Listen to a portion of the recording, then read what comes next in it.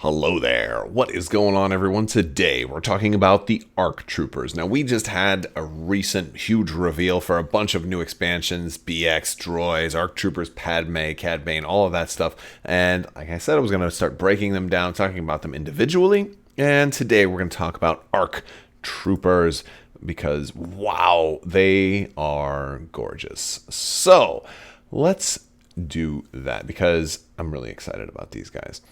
So the ARC Troopers are the first special forces for the Republic, and they're following in many ways in like the same type of format that normal special forces, like the first special forces for every other faction, with a few key differences. But for the most part, they're still going to follow the, hey, they've got the regular unit, then they've got the strike team. So you're kind of getting 2 units worth in one box, which is awesome. Also, ARC Troopers have been one of those types of units that people have definitely wanted.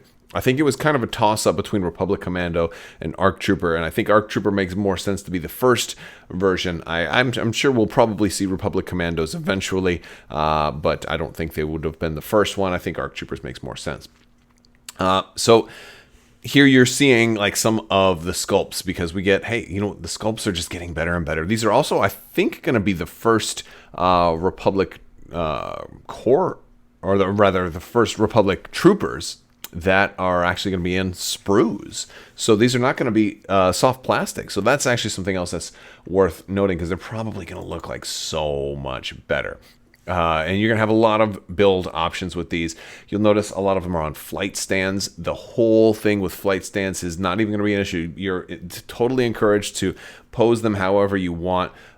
Basically, there's a new set of rules that's going to come out that's going to detail how basically every small base trooper is going to have like the same profile. And I think they're probably going to use some type of frame. That's what the rumor is right now, that it's basically going to be like a standardized frame, like this is what you use for everything. So if you've got a guy over here, just put this thing down in front of him, use that, and that's the profile. That's where you draw a line of sight from. That's where you draw a line of sight to. Anytime there's a question, use that. And for all the rest of the time, then just use your crazy wild miniatures. If you want to have Grievous with 4 hats, then have Grievous with 4 hats. If you want to have Luke with his lightsaber up top, go for it. So that's cool. So ARC Troopers are also going to have, like, this was one of the things from the Asmodee store. Again, a lot of this stuff kind of went up for grabs early on the Asmodee store. Some of these images were actually pulled down, but I had grabbed a bunch of them while they were up because they were up for a couple hours. So cool. But yeah, like, have kneeling, with this gun, with that gun, with helmets, without helmets, jetpacks or regular backpacks. You're gonna have a lot of build options for these guys. Now, they did not spoil the actual unit card in the live stream. They said they were going to save that for a future, for a future video preview, or just for my video preview, because here you go. But yeah, so the unit card looks pretty good. You can see that the basic ARC Trooper unit has 3 different weapons, right? You've got your melee weapon, and they got two dice. They got a black and a white for melee, so that's each. So that looks really good. In case you end up having, now, you don't think you want to get these guys into melee. I don't think you do. I mean, they've got sharpshooter, they've got tactical 1. You're going to be moving and shooting probably. That's probably what you're going to be doing. A tactical 1 is awesome, by the way. I love tactical 1. But yeah, moving and shooting. I love that they have tactical 1 too, because it's like, hey, maybe I'm not going to run my snipers as just a stand in one spot, don't ever move ever, and just aim and shoot every single time, right? Maybe I'm not going to do that. So that's great. So I like that. But then again, maybe you do. Maybe you hide and then step out and shoot. Spin that aim. They've got lethal on their sniper. We're going to take a look at that. They got impervious, which is nasty. Impervious, but basically if Pierce gets used against them, they get to add extra dice for however much the Pierce is. So they get a chance to beat Pierce, which is really nice. They got Scout 2, which is pretty reasonable. Sharpshooter 1, which you'd kind of expect for the, especially on your for your sniper. And of course you've got the heavy weapons team version, which is, I think, only 21 points, and looks like 72 points for the full team, a 4, which makes them kind of expensive. But especially once you start adding heavy weapons in. Now, for ranged weapons, it looks like they have a 1 to 3 black die attack. So kind of standard, not that great. But at closer ranges, at 1 to 2, they're getting a black and a white. So you're getting 2 dice per mini. So the basic unit, if you just run them bare bones at 72, and if you can manage to get them into close range, you're going to get 8 dice out of them, which is not half bad. Now, they don't have fire support, but if you can, and they don't have surge. It looks like or at least certainly looks based on the unit card like they don't have surge. So you'll probably have to come up with some shenanigans. Now we can't see all of the special forces heavies that are coming with them, but they do look pretty nice, especially if you put like a fragmentation grenade and you can get really close. You throw one frag grenade in there and then like kind of mix it up a little bit. I mean, like it's tempting if you can get close enough to go with all frag grenades because that's a lot of dice. It's a lot of red dice. But boy, I'd love to have, especially if gonna have an aim at least, right? With tactical 1, we got 2 gear slots on here, 2 gear slots. So maybe you put some scopes on there. Scopes would be good on them because you got tactical and you're gonna get the free aim anyway. So you can like. You can move, aim, shoot every turn. Reroll 3 dice. Beautiful. And you can put emergency stims on your strike team. You could do something like that if you need to. Oh, did you just kill my sniper? No. You can kill my sniper next turn, not this turn. Like I kind of dig that. That's nasty.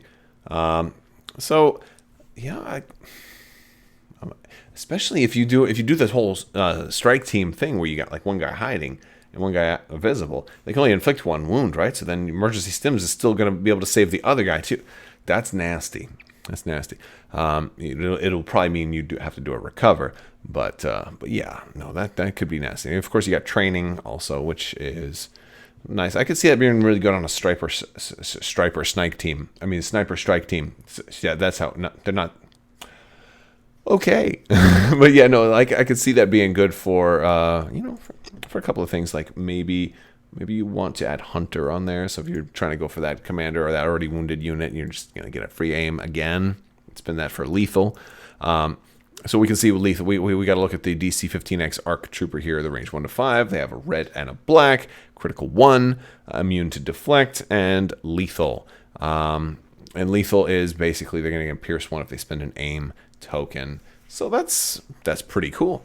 Now, kind of standard, it's not like nothing game breaking. I like that they don't have pierce just built in, like it's conditional. So that's good. Like if you have to move, you may not, but this is mitigated by the fact that they can get that free aim when they move. Now, what's really interesting about this part of the unit that's been leaked is that we also get 5s and Echo. And that is going to be nasty. I think Echo is going to be the more longer range version. And 5s is going to roll at least 5 dice. They said he was going to have 5. And we can't really see a whole lot about that. Maybe he has cumbersome, maybe not. I'm not really sure. But we don't get a whole lot of a look at the cards. One of the things that's really cool is that there are 2s on the 5s and Echo card, which means those miniatures have actually 2 hit points each. So that is cool. Now you're having like mixed hit points within a unit. I mean, I guess you kind of have that with Counterpart, how like R2D2 has 4 and C3PO has 2, but Counterpart has its own special rules. But yeah, so like Echo and 5s are going to have 2 hit points each, which kind of is going to bring the whole unit up to, if you put them in a full unit, all the way up to 6 hit points like a normal unit potentially could, which is really awesome.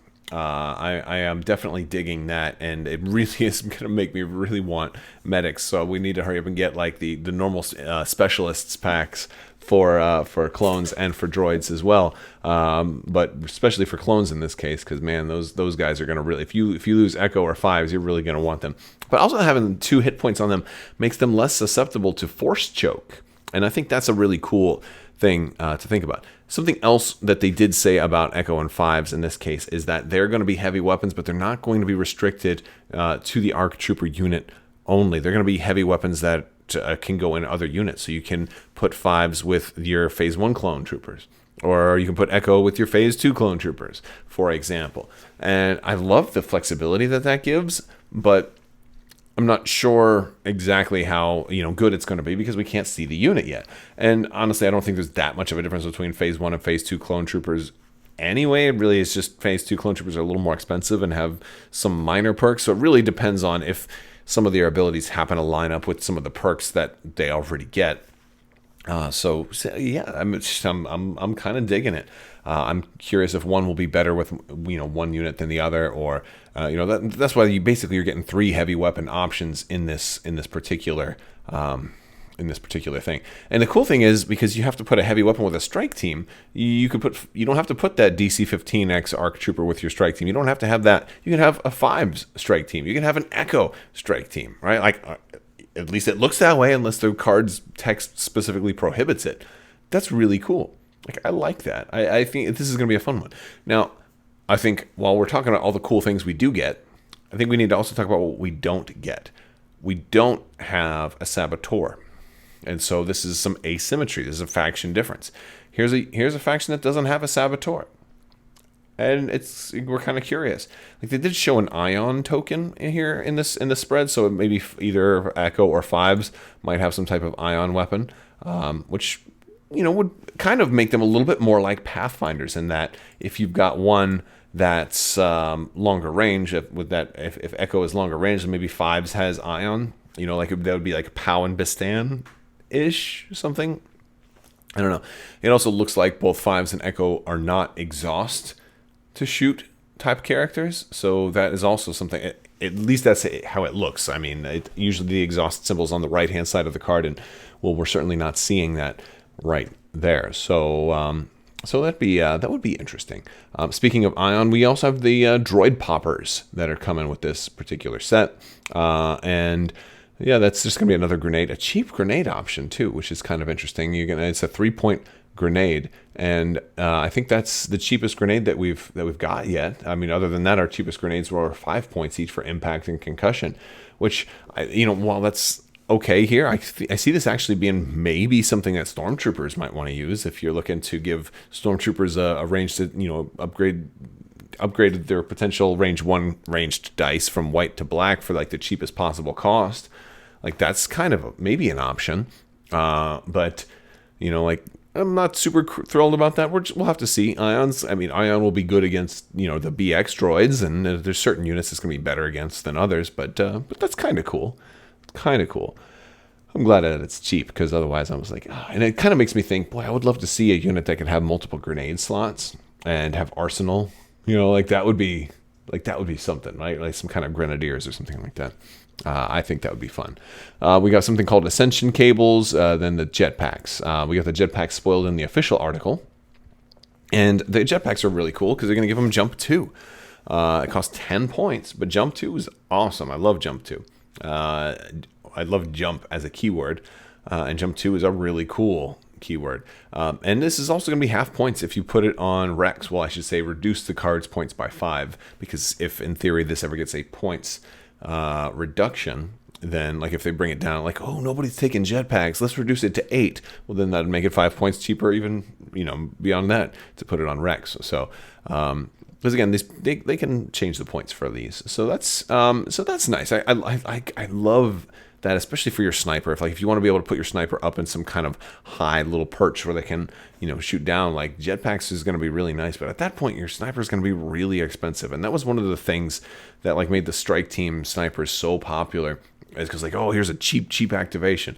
But like if you're looking to build a strike team here, like your DC-15 X ARC Troopers 31 points. So just the basic strike team and the ARC Trooper is already 52 points. You add the Jetpacks to them, that's 62 points, just so you can have one sniper get up in position. That's without any other upgrades. So like now it's like a little interesting, because you're like, now it's not cheaper than just adding an extra core anymore. So you're not, it's not necessarily that super cheap way to pad activations. And so that's an interesting kind of way to look at at the factions, and what makes the Republic a little different with these ARC Troopers, because I can see actually running these as kind of more of a hybrid between the commandos that we've seen for Empire and Rebel, and maybe something a little bit closer to something like Death Troopers, having more survivability, having they have red dice, right? They have They have some pretty cool paint armor. They've got 2 different guns built in, so you have natural ability to split fire even without any upgrades. Split fire 3 ways if you had a heavy weapon in there.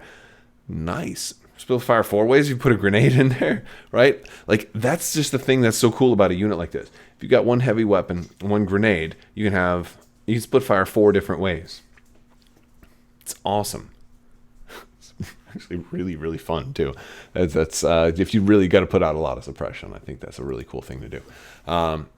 Or you run these guys with Rex, right? You run these guys with Rex, and when Rex does his fire support, you have your 1 ARC Trooper split fire 4 different ways, assuming they're all within range of Rex. Rex gets to fire support on all 4 of those.